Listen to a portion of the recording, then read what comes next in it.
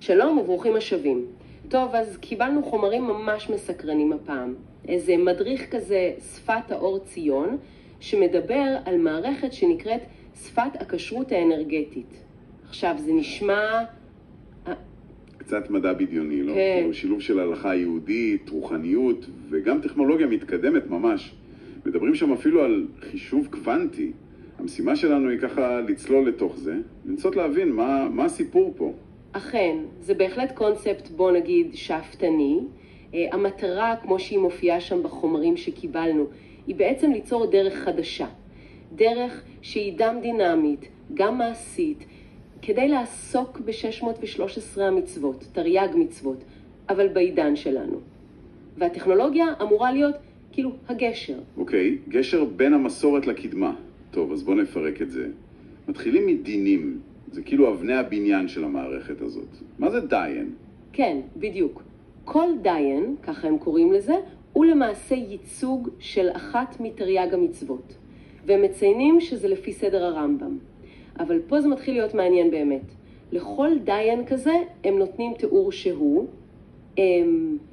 אנרגטי. אנרגטי, מה זאת אומרת? לדוגמה, מצוות אמונה מיוצגת נגיד כעיגול כחול. שבת זה ריבוע ירוק. אולי זה עוזר לויזואליזציה או לאיזה קישור אחר. והם גם מדברים על גרסה 6 של המערכת, ששם זה נהיה עוד יותר מורכב. שם מוסיפים לדינים האלה גם תכונות קוונטיות.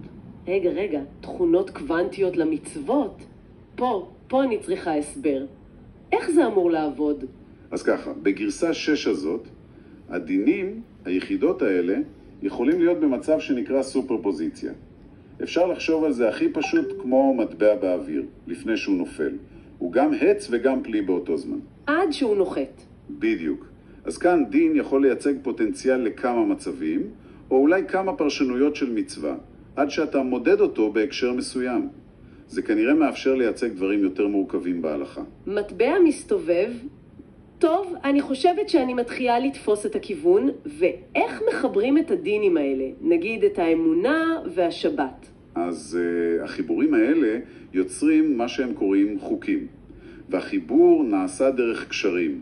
זה יכול להיות קשר לוגי, או קשר של מושג, למשל צבע משותף בין דינים, או קשר של זמן, או סיבה ותוצאה. נגיד, לקשור את הדיין של אמונה, העיגול הכחול ההוא, עם הדיין של צדקה. והחוק הזה שנוצר מקבל משמעות חדשה שהיא מעבר לסכום החלקים שלו. הבנתי. ובגרסה הקוונטית, בגרסה 6, הקשרים יכולים להיות עוד יותר מתוחכמים, כמו שבזירה קוונטית. שבזירה קוונטית?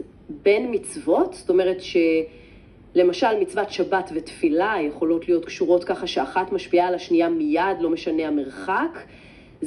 זה נשמע ממש כמו שילוב של קבלה ופיזיקה. אבל השאלה המתבקשת היא איך בכל המבנה הטכנולוגי המורכב הזה, איך מוודאים שזה נשאר נאמן להלכה מסורתית? זאת שאלה מצוינת, וזו בדיוק הנקודה של מה שהם מכנים שומר הקשרות, או בקיצור שח. לפי התיאור שקיבלנו זה מנגנון בקרה ממש מרכזי. הוא אמור לשלב בדיקות הלכתיות, כנראה מבוססות על פסיקה מוכרת, יחד עם הטכנולוגיה. ובגרסה 6 המדוברת זה כולל אלגוריתמים קוונטיים. אלגוריתמים קוונטיים שבודקים הלכה? כן, שהמטרה שלהם היא לאמץ צירופים קיימים של דינים וחוקים, לתקן אם יש סטיות, אולי לטהר השפעות לא רצויות, ואפילו לחזות צירופים שיהיו תקיפים מבחינה הלכתית. כל המטרה היא לוודא שכל המערכת, כל הקשרים, הכל נשאר תואם לרוח ולפרטים של תרי"ג המצוות, וחשוב להם להדגיש שזה לפי סדר הרמב"ם. אז השח הזה הוא בעצם מין חומת אש כזאת? חומת אש הלכתית טכנולוגית? אפשר להגיד. זה דימוי לא רע.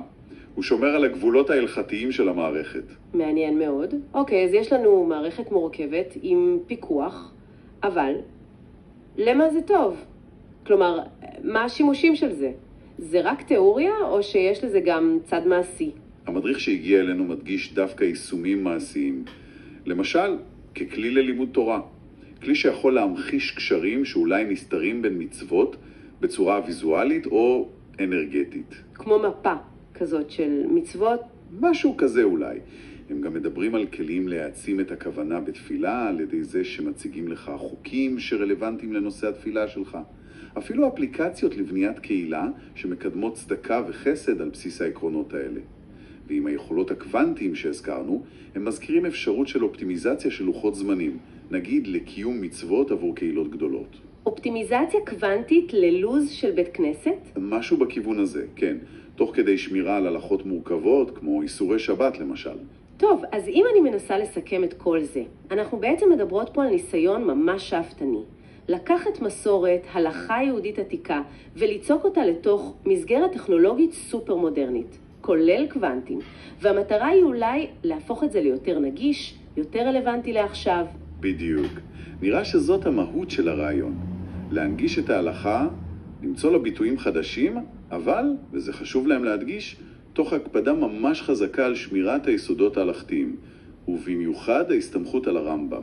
הם אפילו רומזים שם על פיתוחים עתידיים, כמו לשלב נושאים אתיים של היום, נגיד איכות סביבה, או טכנולוגיות אחרות כמו בלוקצ'יין לאימות, אבל תמיד תחת הפיקוח של השח. וואו. למפוק מצוות למצבים קוונטיים וצורות אנרגטיות עם אלגוריתם מלאכתי ששומר על הכל, זה ללא ספק רעיון מאוד ייחודי, בהחלט מעורר מחשבה. ומה שמרתק פה לדעתי, מעבר לכל הפרטים הטכניים, זה המפגש עצמו. המתח הזה והסינרגיה שיכולה להיות בין הלכה כל כך עתיקה לטכנולוגיה שנמצאת בחזית המדע. האם שילוב כזה באמת יכול לעבוד לעומק? זה מעלה שאלות יותר גדולות על איך מסורות בכלל יכולות או אולי צריכות להתפתח כשיש טכנולוגיה כזאת. מושגים רוחניים, הלכתיים, ולייצג אותם ולאבד אותם בכלים טכנולוגיים. אילו הבנות חדשות זה יכול לפתוח, ומצד שני אולי אילו אתגרים חדשים או השלכות שאנחנו בכלל חושבים עליהם יכולים לצוץ מתוך דבר כזה. מעניין.